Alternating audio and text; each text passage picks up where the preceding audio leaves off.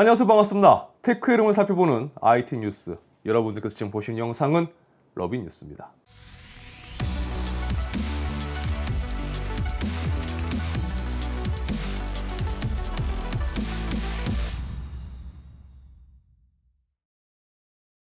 AMD는 3D V캐시를 적용한 5800X를 CES에서 공개했습니다. 그리고 현재까지 젠4 관련한 루머를 살펴보면 AMD는 이제 CPU 성능을 올리는데 캐시 메모리 용량을 올리는 것에 큰 관심을 가지고 있는 것 같이 보입니다. 여기에 상대적으로 대용량의 캐시 메모리를 탑재하려는 AMD의 움직임과는 다르게 인텔은 캐시 메모리 부분에서는 그동안 그렇다 할 움직임이 없었던 게 사실입니다. 가장 최근 중국 시장에 한정해서 판매되고 있는 12490F의 경우 12400 대비 L3 캐시 메모리 용량이 아주 소폭 늘어났지만 그래도 AMD의 움직임만큼 인텔은 활발하지는 않습니다. 하지만 최근 이와 관련해서 좀 재미있는 이야기가 나오기 시작했습니다.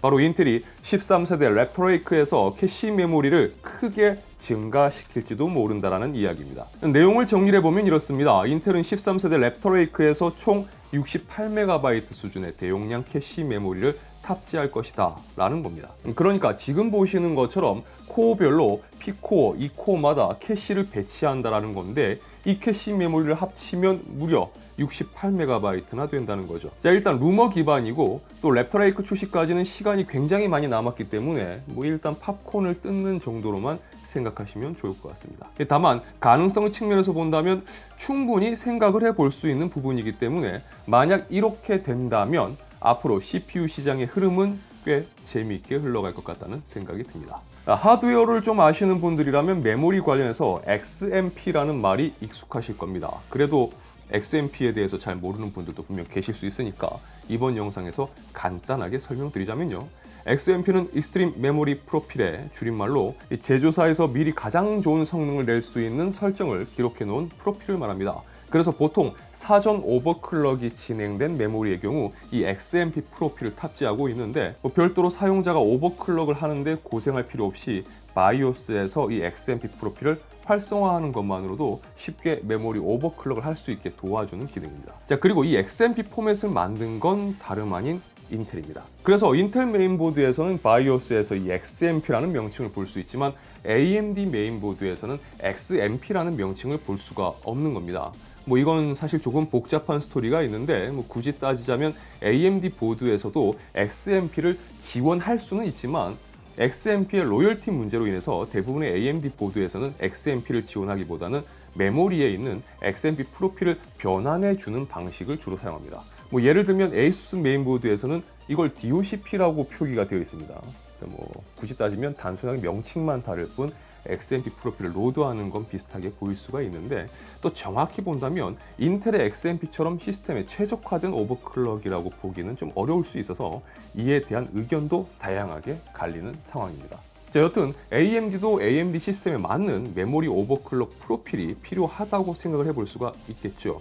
그리고 지금까지 메모리 오버클럭 관련해서 별다른 포맷이 없었던 AMD도 이제 인텔의 XMP 같은 메모리 오버클럭 포맷을 내놓으려고 하는 것 같습니다. 자, 최신 하드웨어 인포의 리리스 노트에서 AMD의 RAMP, 램프가 언급되었기 때문입니다. Ryzen Accelerated Memory Profil이라고 하는 이 기술은 아직 구체적인 내용이 밝혀지진 않았지만 AMD도 이제 젠4에서 DDR5를 지원하는 만큼 인텔이 DDR5 지원을 위해 XMP 3.0을 내놨죠. 그래서 AMD도 DDR5의 메모리 오버클럭 관련 프로필 기술인 램프를 준비하고 있는 것으로 예상되고 있습니다. 어쨌든 나와봐야 알 수 있겠지만 DDR5 대비해서 AMD가 뭔가를 준비하고 있다는 건 어찌 보면 당연하다고 생각할 수 있는 부분일 거고요.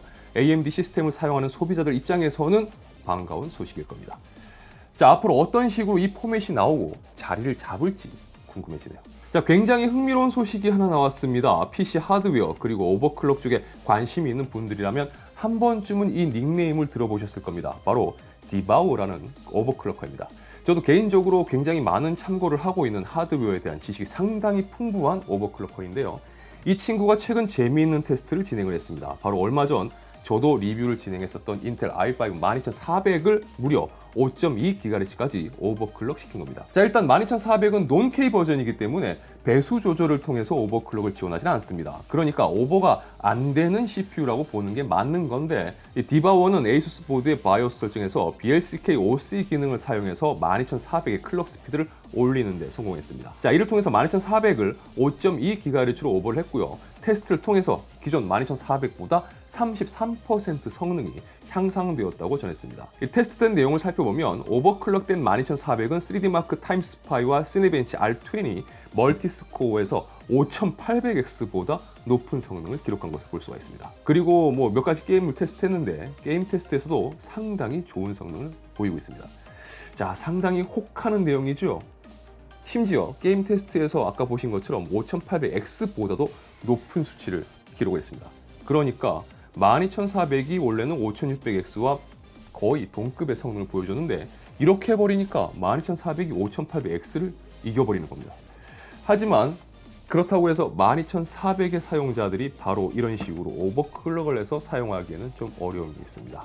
일단 메인보드가 아까 말씀드린 것 같이 BLCK OC 기능, 이 해당 기능을 지원을 해야 되는데 이건 에이수스 기준으로도 상급 보드에만 적용된 기능이기 때문에 12400 CPU의 포지션을 생각을 해본다면 대부분이 사용하는 보급형 보드에서는 구현하기가 어렵기 때문입니다. 하지만 그렇다고 하더라도 이번에 이 테스트 내용을 보면 12400의 잠재력은 상당하다고 볼 수가 있을 것 같습니다. 자, CES에서 엔비디아가 공개한 3090ti는 엔비디아에서 선보인 30 시리즈 중 가장 강력한 그래픽 카드가 될 전망입니다. 다만 현재 출시가 무기한 연기되었다라는 설과 함께 바이오스 설계 결함 등 아무래도 출시가 지연되는 쪽으로 의견이 모이고 있습니다. 자, 그런데 그 와중에 최근 MSI의 3090ti 모델들이 유럽 쪽 일부 소매업체에 등장하면서 가격이 공개되었는데요. 예상했던 것처럼 정말 무시무시한 판매 가격으로 등장했습니다. 자, 유럽 소매업체에 등장한 모델은 총 4종류로 가장 낮은 가격이 3129유로, 가장 높은 가격의 모델이 4111유로입니다. 자, 이를 현재 환율로 계산하고 부가세를 붙이면요, 3129유로 모델은 우리나라 돈으로 468만 5천원, 4111유로 모델은 615만 6천원이 나옵니다. 물론 이게 확정 판매 가격이 아닐 수도 있고 단순히 유럽 시장에서 어림잡아서 등재한 가격일 수도 있습니다.